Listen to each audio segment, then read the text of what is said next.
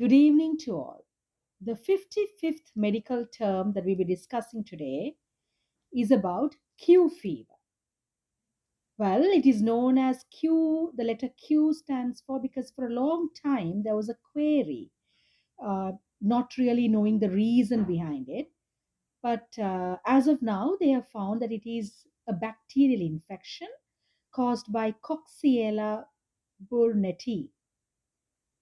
Of course, it affects animals, but in humans, it shows at the initial stages it's an asymptomatic, but later it can even progress to a severe condition. So, how does it get transmitted into human?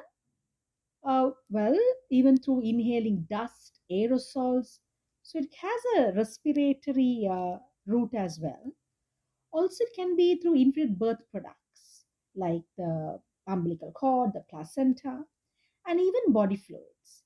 So, who are the individuals who are at risk? Generally, farmers, that is, veterinarians, wool wearers, lab workers.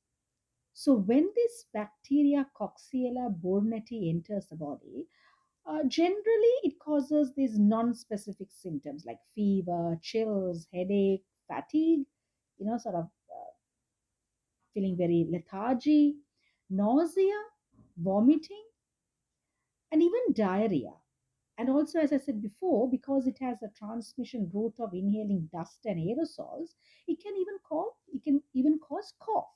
It can lead to chest pain. So, as the link of the symptom, the complications also, like because of chest pain, it can even lead to endocarditis because the bacteria can infect the endocardium of the heart. And because there is vomiting and diarrhea and nausea, it can be linked. Sometimes this can cause hepatitis, infection of the liver. As at the same time, because of this fatigueness, we can also link it to osteomyelitis.